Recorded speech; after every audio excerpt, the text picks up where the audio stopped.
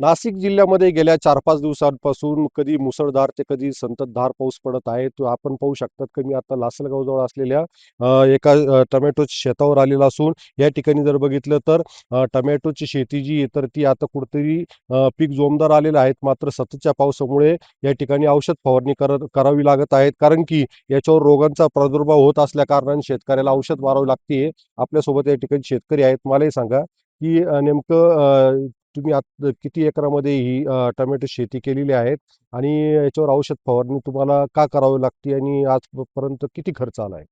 आम्ही 2 एकरात ही टोमॅटो लागवड केलेली आहे. 2 एकरात आम्ही जवळ-जवळ 11,000 रोपांची लागवड केलेली आहे. त्यामध्ये मल्चिंग पेपर असेल, नवीन ड्रिप टाकलेला आहे. त्याचा सर्व इतर खर्च धरला खादीचा, खतांचा, तर आमचा आत्तापर्यंत 2 एकराला 80,000 ते 90,000 खर्च आलेला आहे. परत सतत ह्या पावसाची धार सुरू असताना 5-6 दिवसापासून लगातार पाऊस इथं चालू आहे. तर त्यामुळे औषधांचा खर्च वाढलेला आहे. त्यानंतर वारंवार फवारणी करायला मजुरीचा खर्च वाढलेला आहे. त्यानंतर जी आपल्याला 4 दिवसांनी फवारणी घ्यावी लागते टोमॅटोवरती, दररोज घ्यावी लागतीये.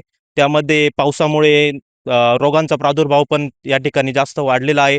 एवढा खर्च येऊन टोमॅटोचे अजून पुढं काय भाव राहील त्याची शाश्वती नाही आणि तो खर्च वसूल होईल का नाही ते अजून काही सांगता येणार नाही. पुढे मार्केटमध्ये गेल्यानंतर टोमॅटोला काय रेट भेटतो, काय नाही, एवढा खर्च आल्यावर कमीत कमी टोमॅटो ₹1000 कॅरेट तरी विकले पाहिजे, अशी आमची अपेक्षा आहे. आणि या पावसाने खरंच टोमॅटो पिकावर रोगाचा प्रादुर्भाव वाढून आमचं अतोनात नुकसान झालेलं आहे.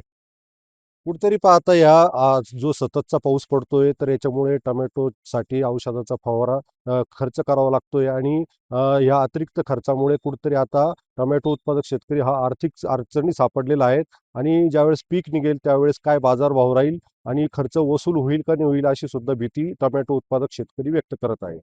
उमेश पारीख, टी9 मराठी, लासलगाव, नाशिक.